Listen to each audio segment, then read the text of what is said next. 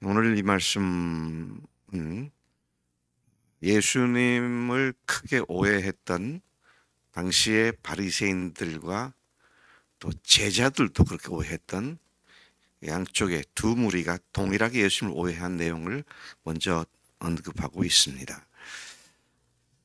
제자들이 물은 것이 아니라 바리새인들이 예수님께 하나님의 나라가 언제 임하냐고 그런 질문을 했고, 거기에 예수님께서 대답하신 내용이 20절, 25절까지 말씀이죠.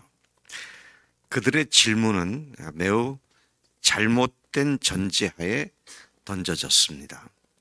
그들은 메시아가 오셔서 로마를 물리치고 이스라엘을 중심으로 메시아 왕국을 건설할 것을, 그리고 메시아가 직접 통치하는 그런 하나님 나라가 도래할 것을 믿고, 그때가 언제냐고 지금 질문을 하고 있는 것입니다. 이런 점에서 앞서 말씀드린 바와 같이 제자들도 동일하게 예수님을 오해하고 있었죠.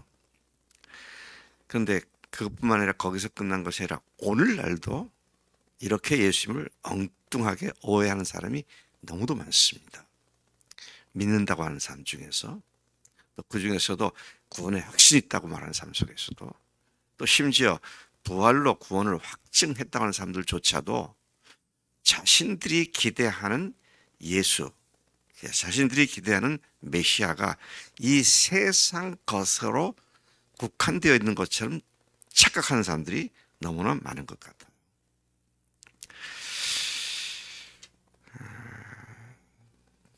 그런 질문의 내용에는 한마디로 쭉 정리해서 네 글자로 얘기하면 그들은 지상 낙원을 기대하고 있는 겁니다. 이 세상에서 하나님께서 낙원을 건설할 것이다. 그래서 인류 역사를 보면은요, 고대 메소포타미아 문명, 황하 문명, 또 어디입니까? 이집트 문명이든지 모든 나라들의 문명을 보면 나름대로 다 지상 낙원을 꿈꿨던, 그게 그 나라들의 건국 이념이었고 건설 이념이었습니다. 지상 낙원이 뭐예요? 이 세상이 낙원이 될 거다. 이게 이제 이념이라는 말로 표현될 수도 있고요, 사상 또는 철학이라고 표현될 수 있는데, 결국은 궁극적인 지향점이 뭐냐? 이 세상에서 잘 먹고 잘 사는 것. 이게 이제 예수님에 대한 기대도 이런 것으로 빠져버려 있는 당시로부터 오늘날까지 너무나 많은 사람들이 있다라는 것이죠. 주님은 여기에 대해서 답하십니다. 분명하게 선포하셨어요. 뭐라고 하십니까? 하나님의 나라는 볼 수 있게 임하는 것이 아니요, 또 여기 있다 저기 있다고도 못하리니 하나님의 나라는 너희 안에 있느니라. 볼 수 있는 그런 가시적인 세상 나라가 아니다, 그런 말이죠. 거기다 한 발짝 더 나아가가지고 그렇게 주님을 오해하고 있던 제자들을 향해서 더 분명하게 선을 긋습니다.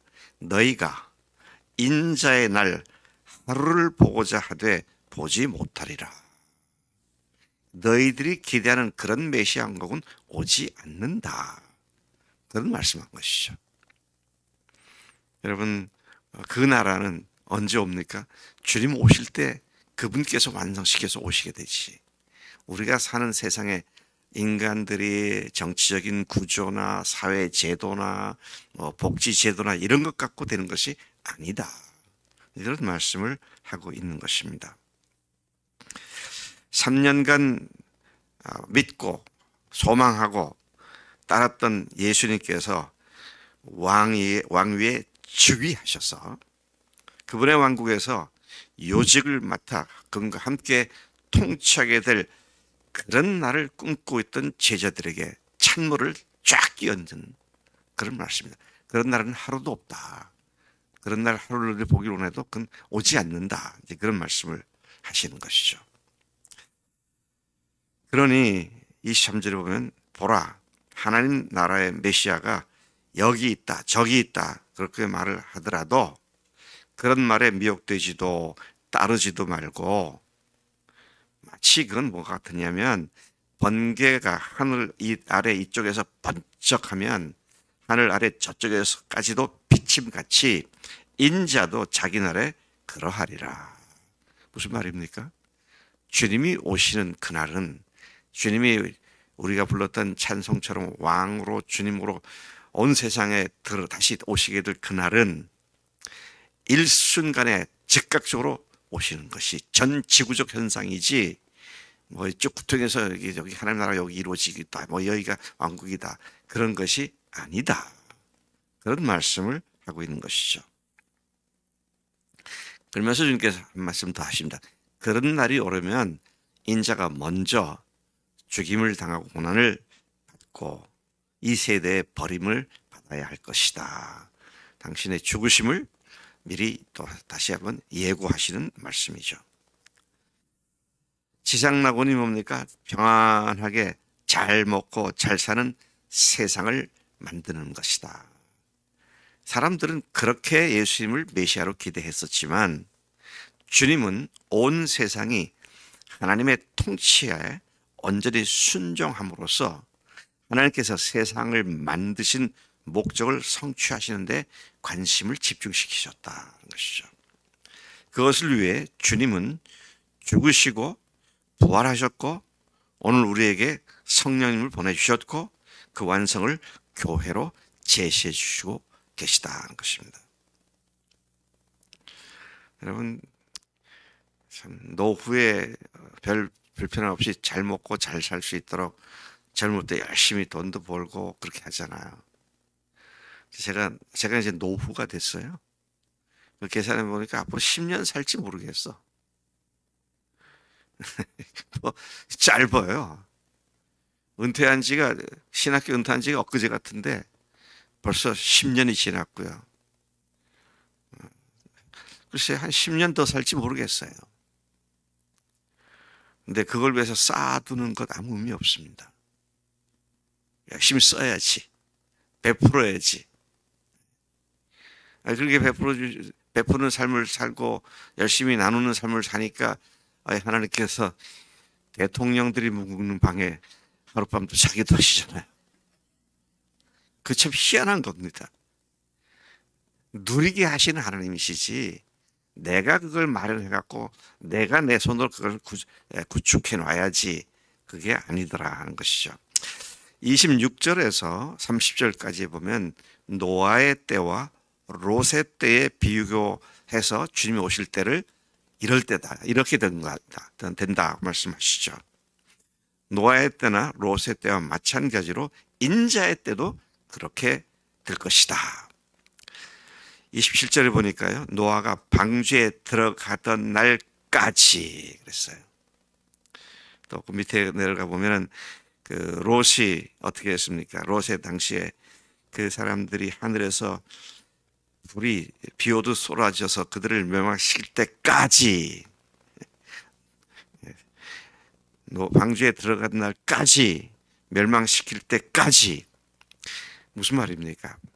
바로 코앞에 멸망의 날이 닥쳐왔는데도 불구하고 사람들은 전혀 그 시대와 의미를 인지하지 못하고 여전히 먹고 마시고 시집장가가고 집사하고 하는 일에만 몰두하고 있다. 그런 말이죠.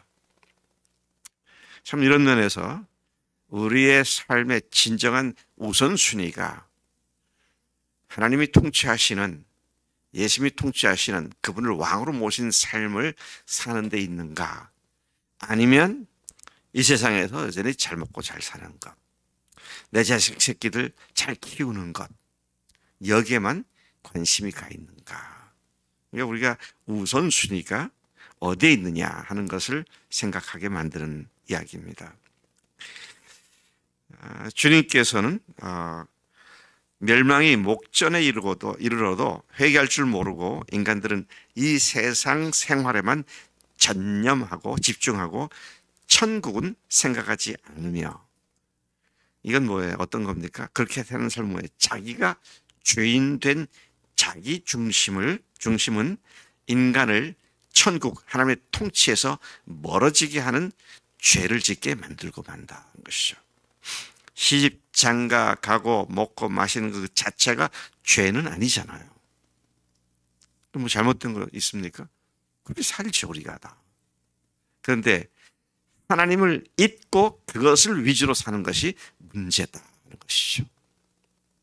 참 주님께서 이 아침에 이 말씀을 통해서 우리에게 강력히 경고하시면서 그러면서 말씀하시는 게 뭐예요? 롯의 철을 기억하라. 말씀을 37절까지 하시죠. 한 가지 주님께서 강력한 경고를 하셨는데 그분 오실 때 있게 될 뚜렷한 두 종류의 사람들의 영원한 운명이 극명하게 달라질 것을 경고하신 말씀입니다. 31절에 그날에 만일 사람이 지붕 위에서 무언가 일하다가 주님의 재림이 발생한 그 시점에 그가 아끼던 세간을 가지려고 내려가지 말고 밭에서 일하던 자도 그와 같이 집으로 가기 위해 뒤로 돌이키지 말라. 워낙 갑작스럽게 임하는 일이기 때문에 더 이상 세상 것에 집착할 이유가 없어지는 그날인데 그날까지도 거기에 연연하고 있는 그런 모습이 되어서는 안 된다는 말씀을 하고 계시죠. 주님은 그런 긴박한 순간조차도 재물과 재산을 아까워하는 인간의 미련한 모습을 롯의 철을 예로 들면서 그가 범한 잘못을 기억하라고 말씀하신 것입니다. 32절에 롯의 철을 기억하라 그랬고요. 33절에 보니까 그 여자처럼 자기 목숨을 보존하고는 자는 잃을 것이요 잃는 자는 살리라. 그 어떤 물건이나 세상적인 것 때문에 자기 목숨을 버리는 미련한 자가 되지 말 것을 경고하고 계시죠. 주님은 그 마지막 때에 반드시 그런 자들이 있을 것을 극적인 모습으로 제시해 주셨습니다. 극적인 모습이다 그랬는데요. 이건 뭡니까? 두 사람이 있는데 하나는 버려지고 하나는 데려갈 것이다. 근데 우리가 주의 있게 봐야 할 거는요. 여기 보니까 두 사람이 누웠는데 한 사람은 또 데려가고 한 사람은 버려둠을 당할 것이다. 함께 맷돌을 갈던 두 여자가 한 사람은 데려감을 받고 한 사람은 버림을 받을 것이다.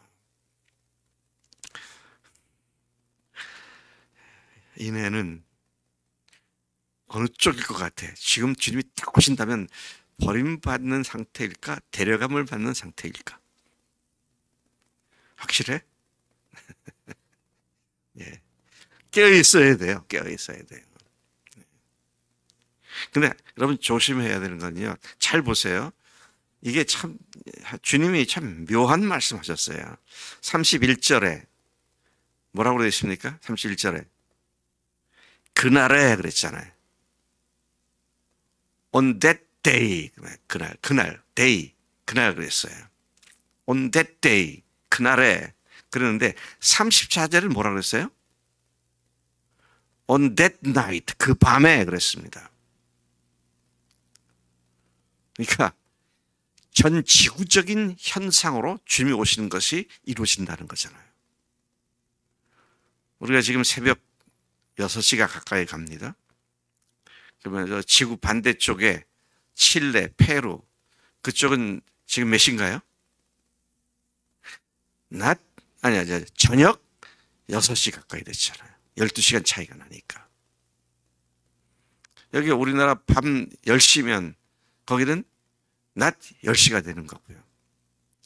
이스라엘이 12시가 되면 우리나라는 낮 12시가 되면 우리는 저녁 7시나 8시 될 거예요. 시간차가 있잖아요. 그런데 전 지구적으로 동시에 오신다는 얘기예요. 그날에 그 밤에 그러면 하루 반나절 여기 오고 또 반나절 저기 오고 그렇게 되는 것이 아니다 하는 겁니다. 그때는 모든 사람이 그분이 오실 것을 직접 목격하게 될 것이다. 그러니 메시아가 한국 경기도 과천 땅에 왔다, 뭐 부천에 왔다 그런 엉뚱한 소리에 현혹되지 말아라. 그리고 너희들이 관심을 둬야 할 건 주님의 나라, 주님께 순종하고 주의 말씀에 순종하고 말씀을 들을 줄 알고 순종하는 것. 이것이 너희들이 해야 할 일이다. 여러분, 주님께서 오늘 나에게 무슨 말씀해 주실까? 또 오늘 오후에는 또 무슨 말씀해 주실까? 나는 그 말씀을 어떻게 살까? 여기에 골몰을 해야 한다는 것이잖아요. 어떻게 잘 먹고 잘 살까가 아니라, 자, 그런 의미에서 우리는 오늘 주님께서 우리에게 주시는 이런 것들을 생각하면, 나는 지상낙원주의자인가, 천국 위주로 사는 사람인가, 이것을 깊이 생각해야 한다. 세상에 많은 사람들이 믿는다 그러는데요. 이번에도 인도 가보니까 뭐 다 믿는다고 모은 사람들인데, 정말 주님의 heart, 주님의 마음을 얼마나 제대로 알고 있는가. 참 그런 면에서 우리가 할 일이 너무 많다. 복음을 다 얘기하는데 내용을 다 들여다보면 전부 다 빈 껍질만 남고 구멍이 숭숭 뚫려가지고 복음의 그 놀라운 복을 제대로 누리지 못하고 위선과 교만과 거짓으로 가득 찬 그런 교인들이 전 세계에 널려져 있다는 사실이죠. 그러니 어떻게 해야 합니까? 그러니까 어떻게 해야 돼요? 우리가 나가야 돼요. 이 복음을 제대로 전해야 됩니다. 우리가 이렇게 나 한 번 잘 먹고 잘 살고 내 자식 새끼 잘 되고 여기에만 연연할 때가 아니에요. 네. 그래서 여러분, 우리가 우선순위가 뭔지를 늘 생각하면서 주님께 집중하는, 이게 뭐예요? 천국을 사모하는 삶이잖아요. 그런 삶을 사는 오늘이 되도록 축복합니다. 하나님 아버지 감사합니다. 오늘도 이 말씀을 통해서 우리에게 강력히 경고해 주신 것 감사합니다. 네, 말씀대로 그렇게 살겠습니다. 주님이 직접 통치하시는 오늘이 되고, 주님께서 직접 우리에게 지시하시고 또 우리가 순종하는 내일이 될 수 있도록 하나님 우리의 삶을 매일매일 그렇게 복 주시는 줄로 믿습니다. 감사하고 예수님의 이름으로 기도를 쌉나이다. 아멘. 아멘.